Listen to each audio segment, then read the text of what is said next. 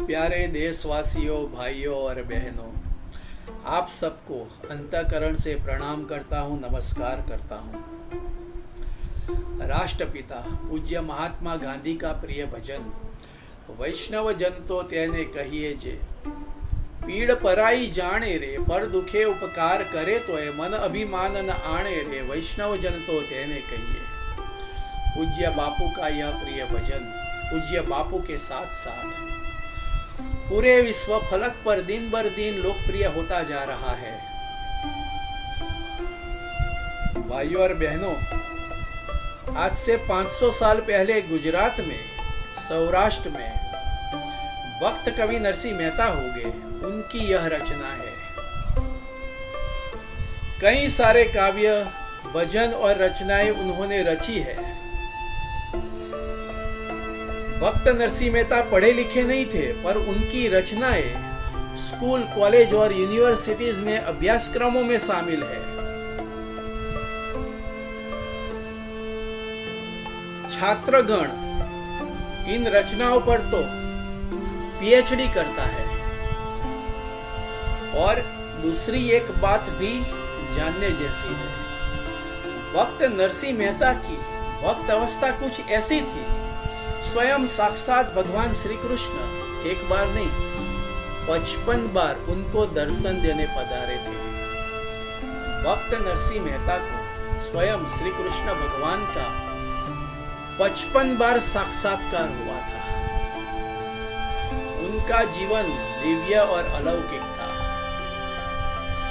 यदि आप भक्ति के पथ पर है तो आपको नरसिंह मेहता का पूरा जीवन वृतांत, उनकी कथा और उनकी गाथाएं सुननी चाहिए, समझनी चाहिए और जाननी चाहिए।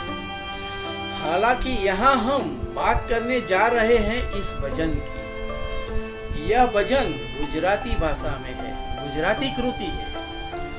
हमारे देश में ज्यादा से ज्यादा लोग हिंदी भाषा अच्छी तरह से समझ लेते हैं, पर गुजराती भाषा से परिचित नहीं होने की वजह से इसका पूरा अर्थ अच्छी तरह से समझ नहीं सकते हैं। कुछ शब्द और पंक्तियों में कुछ ना कुछ दिक्कत तो रहती ही होगी। आज मैंने एक शुभ संकल्प किया है। यह भजन मैं मेरे तरीके से गाऊंगा और साथ ही साथ हिंदी में अनुवाद करूंगा। इससे सबको सरलता रहेगी, मेरी कुछ अल्प सेवा हो जाएगी। इसी भावना से यह मैं गाता हूँ और भाषांतर भी करता हूँ। लीजिए। वैष्णव जन तो तेने कहिए जे, पीड़ पराई जाने रे, पर दुखे उपकार करे तोय मन अभिमान न आने रे, वैष्णव जन तो तेने कहिए।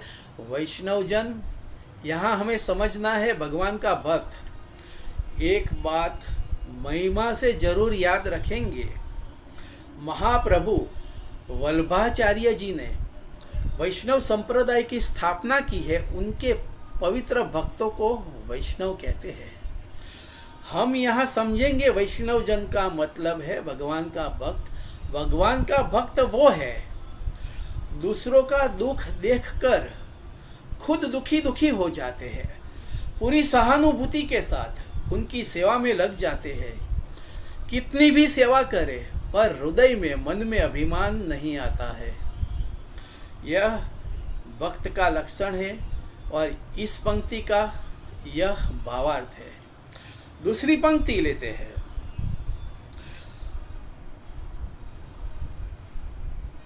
सकल विश्वमा सहुने वंदे, निंदा न करे कैनी रे, वाछ काछ मन निश्चल राखे, धन धन जननी ऐनी रे, वैष्णव जन तो तेने कहिए। सकल विश्वमा सहुने वंदे। भक्त निर्मानी है, उनके भीतर मान, अभिमान, देहाभिमान, मिथ्याभिमान है ही नहीं। पूरी मर्यादा से, दिव्य भाव से सबको नमन करता है, झुककर वंदन करता है। जाने अनजाने में राग, द्वेष और ईर्ष्या से किसी ने कुछ गलत कर दिया हो तो उनके प्रति द्वेष भाव नहीं रखता है, उनकी निंदा नहीं करता है, पर उनके लिए प्रार्थना करता है, उनके लिए भी करुणा का भाव है। वाच काछ मन निश्चल राखे, मन कर्म और वाणी से संयमित है, मन कर्म और वाणी से शुभ सोचता है, सबका भला सोचता है। धन धन जननी त्यानी रे, जननी का मतलब गुजराती में माँ होता है। ऐसी माँ को भी प्रणाम है, नमस्कार है, उनकी कोख से ऐसे भक्त ने जन्म लिया है। इस पंक्ति का यह भावार्थ हमने देखा। आगे की पंक्ति का भावार्थ देखते हैं।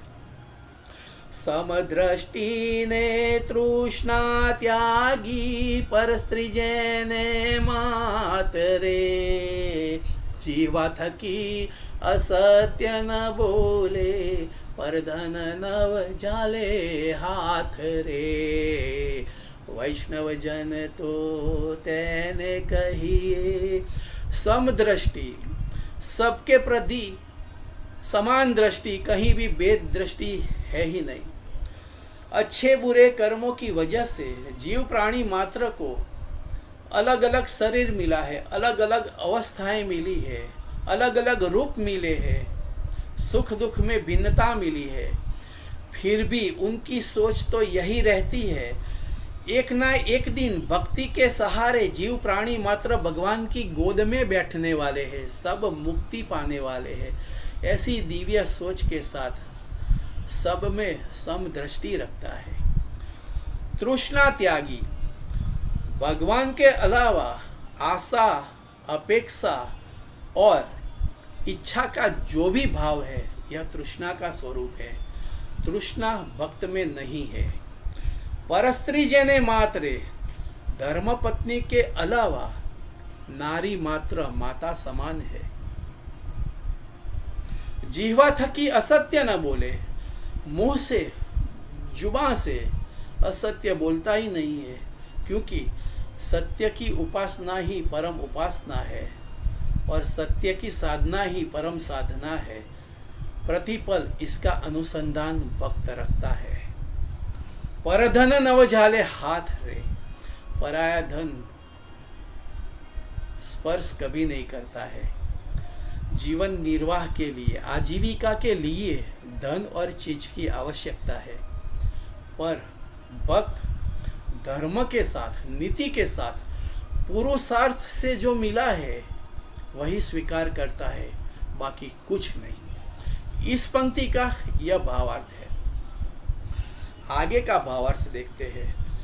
मोह माया व्यापे नहीं जैने, दृढ़ वैराग्य ना मन मारे, राम नाम सुताड़ी रे लागी, सकड़ तीरथ एना तन मारे, वैष्णव जन तो तेने कहिए। मोह माया व्यापे नहीं जैने, भगवान के अलावा कोई भी आकर्षण है, यह मोह का स्वरूप है।